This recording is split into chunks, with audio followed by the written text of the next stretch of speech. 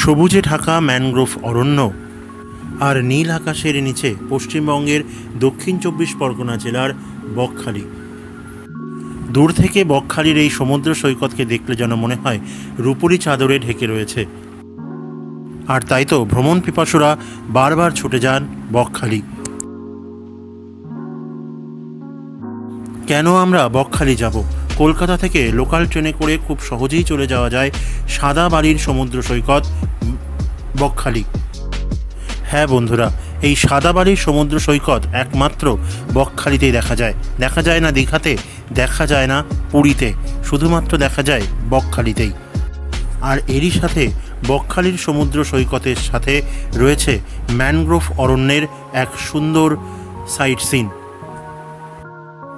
এই সুন্দর ম্যানগ্রোভ অরণ্য কিন্তু সুন্দরবনের জঙ্গলেরই একটা অংশ। এছাড়াও আমরা ঘুরে দেখব কার্গিল সি বিচ, যার আরেক নাম বকখালি সানসেট ভিউ পয়েন্ট। এছাড়া আমরা ঘুরে দেখব ফ্রেজারগঞ্জ। তাই সম্পূর্ণ বকখালি ভ্রমণের আনন্দ নিতে হলে এই ভিডিওটি দেখতে থাকুন। আর ভিডিওটি ভালো লাগলে লাইক কমেন্টের সাথে, যদি চ্যানেলে নতুন হন অবশ্যই সাবস্ক্রাইব করে দিন। আগের ভিডিওতে আমি বলেই দিয়েছি কিভাবে কলকাতা থেকে বকখালি যাওয়া যায়, তবুও আপনাদের সুবিধার্থে আরও একটু বলে দিচ্ছি। শিয়ালদা সাউথ সেকশন থেকে নামখানা লোকাল ধরতে হবে। তবে নামখানা লোকাল সবসময় পাওয়া যায় না, তাই নামখানা লোকালের পরিবর্তে আপনারা লক্ষ্মীকান্তপুর লোকাল ধরে শিয়ালদা সাউথ সেকশন থেকে লক্ষ্মীকান্তপুর চলে যাবেন। লক্ষ্মীকান্তপুর থেকে আপনারা ঘন্টায় ঘন্টায় নামখানা যাবার ট্রেন পেয়ে যাবেন। বন্ধুরা, শুধু নামখানা নয়, যারা গঙ্গাসাগর যেতে চান এই নামখানা লোকালে করেই আপনাদের কাকদ্বীপ স্টেশনে নামতে হবে। কাকদ্বীপ স্টেশন থেকে কিন্তু গঙ্গাসাগর খুব সহজেই যাওয়া যায়। নামখানা স্টেশনে প্রচণ্ড বৃষ্টি হচ্ছিল, তাই কিছুক্ষণ ওয়েট করলাম নামখানা স্টেশনে। পৌঁছে গিয়েছি নামখানা। এবার এখান থেকে একটু এগিয়ে যাব, গিয়ে দেখি বকখালি যাওয়ার জন্য কি পাওয়া যায়। নামখানা স্টেশন থেকে কিছুটা এগিয়ে এখান থেকে আপনারা বাস পেয়ে যাবেন বকখালির উদ্দেশ্যে।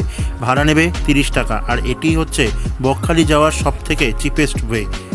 এছাড়াও কিন্তু কলকাতার ধর্মতলা থেকে বকখালি ঘন্টায় ঘন্টায় বাস পাওয়া যায়। প্রথমেই আমরা যে নদীটি পার করব সেটা হচ্ছে হাতানিয়া দোয়ানিয়া নদী। এই নদীর ওপর সম্প্রতি এই ব্রিজটি তৈরি হয়েছে। এই ব্রিজটি তৈরি হওয়ার আগে কিন্তু ভেসেল পার করে তারপর বকখালি যেতে হতো। বকখালি যেখানে আপনাকে নামিয়ে দেবে সেইখান থেকে বকখালি সমুদ্র সৈকতের দিকে যেতে বাঁদিকে এবং ডান দিকে প্রচুর হোটেল পেয়ে যাবেন। এইখানে হোটেলের রেট মোটামুটি নন এসি 500 টাকা থেকে 800 টাকার মধ্যে, আর এসি 900 টাকা থেকে 1200 টাকার মধ্যে। বকখালি তো পৌঁছে গেলেন, এবার কি খাবেন? সমুদ্র সৈকতের ধারে প্রচুর হোটেল রয়েছে, যার দাম একদম আপনার সাধ্যের মধ্যে।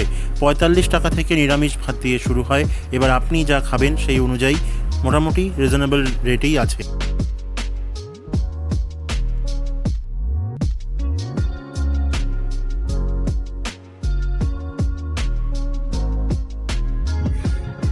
হ্যালো বন্ধুরা, ওয়েলকাম টু বকখালি। বাঙালি দীপুদা দীঘা পুরী দার্জিলিং ছেড়ে এই সুন্দর সমুদ্র ডেস্টিনেশন বকখালি। এই দোকানগুলিতে সন্ধ্যাবেলার সময় বিভিন্ন সামুদ্রিক মাছ সে বিক্রি হয়। এখন দুপুরবেলা শুধুমাত্র আইসক্রিম আর ডাবের জল বিক্রি হচ্ছে। বকখালি সাদাবালির সমুদ্র সৈকত শুধুমাত্র বকখালিতেই আছে। আর এই বকখালি দক্ষিণ 24 পরগনা জেলার এবং সুন্দরবন পুলিশ জেলার একটি ছোট্ট শহর বা গ্রাম যাই বলো। এখানে সমুদ্র কিন্তু একটা দারুণ, পেছনেই সমুদ্র আমার, এই ভিউটা কিন্তু খুব দারুণ লাগছে। বকখালিতে এসে যদি তোমরা এখানে নাইট স্টে করতে চাও তাহলে করতেই পারো। এখানে কিন্তু বকখালি যেখানে নামাবে তোমাদের টোটো বা বাস অটো যেটাই বলো, সেখানে কিন্তু অনেক হোটেল পাবে, কিন্তু সেখান থেকে সমুদ্র সৈকত কিন্তু প্রায় 500 থেকে 600 মিটার হাঁটতে হয়। তাই তোমরা চেষ্টা করবে এই সমুদ্রের আশেপাশে থাকার জন্য। এখানকার রেট কিন্তু খুবই কম, খুব ছোট ছোট হোটেল আছে। 500 টাকার থেকে 1000 টাকার মধ্যে তোমরা অনায়াসে হোটেল পেয়ে যাবে। যারা সোলো ট্রাভেলার বা যাদের বাজেট একটু টাইট, তারা কিন্তু এই খুব সহজেই বকখালিতে এসে সমুদ্র সৈকতের পাশেই কিন্তু তোমরা থাকতে পারবে।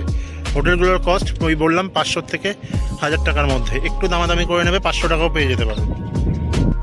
দীঘা পুরীর জনকোলাহল সমুদ্র সৈকত বাদ দিয়ে যদি তোমরা নিশ্চিন্তে একাকী বা নিজের ফ্যামিলি বা বন্ধুদের সাথে সময় কাটাতে চাও তাহলে কিন্তু আসতেই পারো বকখালি। কলকাতা থেকে খুব কম খরচেই বকখালি আসা যায়, যতটা না খরচে দীঘা যাওয়া যায়। কলকাতা থেকে শিয়ালদা সাউথ সেকশন থেকে তোমরা লোকাল ট্রেন পেয়ে যাবে নামখানা পর্যন্ত। সারাদিনে মাত্র কয়েকটি নামখানা লোকাল চলে শিয়ালদা থেকে, কিন্তু সেই ভুলটি করবে না। তোমরা শিয়ালদা থেকে লক্ষ্মীকান্তপুর লোকাল ধরে লক্ষ্মীকান্তপুর চলে আসবে, এবং লক্ষ্মীকান্তপুর থেকে কিন্তু ঘন্টায় ঘন্টায় অনেক লোকাল চলে নামখানা পর্যন্ত। সো আশা করি যারা আসতে চাও এইভাবে আসতে পারো। লোকাল ট্রেনের ভাড়া শিয়ালদা সাউথ থেকে নামখানা পর্যন্ত 25 টাকা, আর নামখানা থেকে তোমরা বাসে আসলে 30 টাকা, অটোতে আসলে 40 টাকা, আর টোটোতে আসলে 50 টাকা। এই বকখালি সমুদ্র সৈকত টোটাল 65 টাকা দিয়ে তোমরা কলকাতা থেকে চলে আসতে পারো 3.5 ঘন্টার মধ্যে এই বকখালি সমুদ্র সৈকত, যেটা দীঘাতে যেতে কমপক্ষে 4.5 থেকে 5 ঘন্টা লেগে যায়, তাও বাসে। দীঘার থেকেও কম খরচে খুব সহজেই এই বকখালি সমুদ্র সৈকতে কিন্তু মাত্র 65 টাকা দিয়ে চলে আসা যায়। কেউ যদি লোকাল ট্রেনে আসতে পছন্দ না করো তাহলে তোমরা কিন্তু কলকাতার ধর্মতলা বা স্প্ল্যানেড বাস স্ট্যান্ড থেকে তোমরা কিন্তু এসবিএসটিসি বা ডাব্লিউবিটিসির অনেকগুলো বাস কিন্তু তোমরা পেয়ে যাবে। সময় নেবে 4 ঘন্টার মতো, ভাড়া নেবে 105 টাকা বকখালি পর্যন্ত ডাইরেক্ট।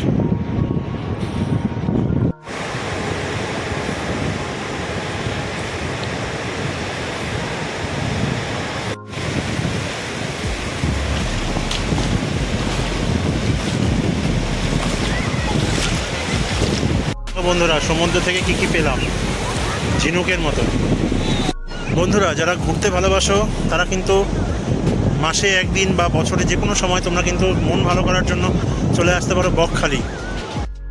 বকখালির সমুদ্র সৈকত কিন্তু দীঘা পুরীর তুলনায় অনেক নির্জন এবং অনেক শান্ত পরিবেশ।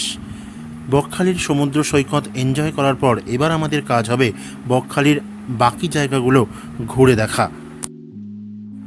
এবার তোমাদের একটা টোটো রিজার্ভ করতে হবে, 250 থেকে 300 টাকা নেবে। এই টোটো মোটামুটি 2 ঘন্টার মধ্যে হেনরি আইল্যান্ড, বেনফিশ মৎস্য বন্দর, কার্গিল সি বিচ, ফ্রেজারগঞ্জ এই সমস্ত সাইট সিনগুলো তোমাদের ঘুরিয়ে রাখা। এবার আপনাদেরকে নিয়ে যাব বেনফিশ মৎস্য বন্দর। এই বেনফিশ মৎস্য বন্দর হচ্ছে বঙ্গোপসাগরের মধ্যে উপস্থিত একটি দ্বীপ। এখানে যে অরণ্যটি আপনারা দেখতে পাচ্ছেন এটি হচ্ছে ম্যানগ্রোভ অরণ্য, সুন্দরবন ম্যানগ্রোভ অরণ্যের এটি অংশ। এখান থেকেই সমস্ত জেলেরা এই বিভিন্ন ট্রলারে করে সমুদ্রে এবং সুন্দরবনে মাছ ধরতে যান। এটাই হচ্ছে সুন্দরবনে যাওয়ার একমাত্র ডাইরেক্ট পথ। এটা হচ্ছে সুন্দরবনের ম্যানগ্রোভ ফরেস্টের কিছুটা অংশ। আর এই যে ট্রলারগুলো দেখতে পাচ্ছেন এই ট্রলারগুলো করে জম্মুদ্বীপ যাওয়া যায় 100 টাকা করে। আমি যাব না, কারণ এখানে পুরো ভর্তি না হওয়া পর্যন্ত ছাড়ে না, অনেকক্ষণ সময় লাগে। যাই হোক, এই ম্যানগ্রোভ অরণ্যটা, এই ট্রলারগুলিতে করেই জেলেরা মাছ ধরতে যায়। এদের জীবনযাত্রা কিন্তু অনেকটাই বিপদ সংকুল। কিছুটা পার করলেই সুন্দরবনের মেন জঙ্গল শুরু হয়, আর সেখানেই রয়্যাল বেঙ্গল টাইগার দেখা যায়।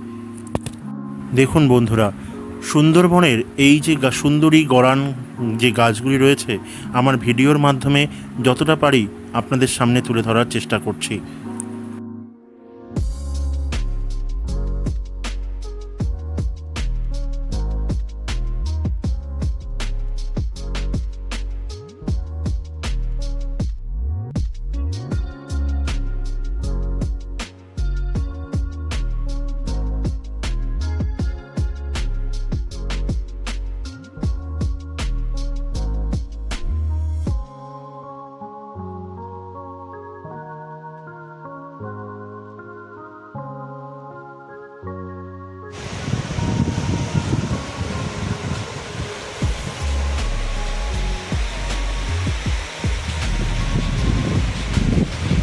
এই সমুদ্র সৈকতকে আবার বকখালি সানসেট ভিউ পয়েন্টও বলা হয়।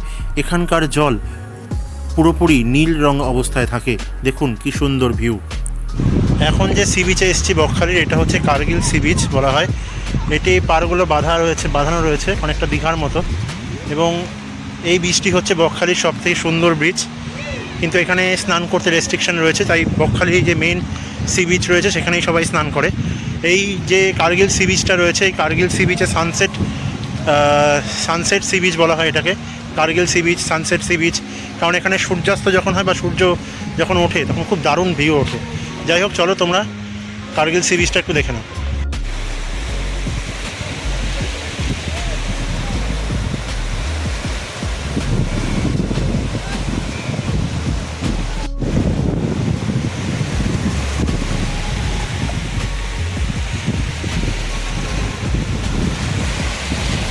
এটি হলো ফ্রেজারগঞ্জ, আর এটি হচ্ছে ফ্রেজারগঞ্জ। এটা সমুদ্রে আয়লাতে আমফানে পুরোপুরিভাবে ধ্বংস হয়ে গেছে। সামুদ্রিক বিভিন্ন ঝড়ের কারণে এই ইন্ডিয়ান কোস্টগার্ডের ফ্রেজারগঞ্জের বিভিন্ন অফিসগুলো পুরোপুরি ভেঙে গেছে। আর এটি হলো ফ্রেজারগঞ্জ সমুদ্র সৈকত।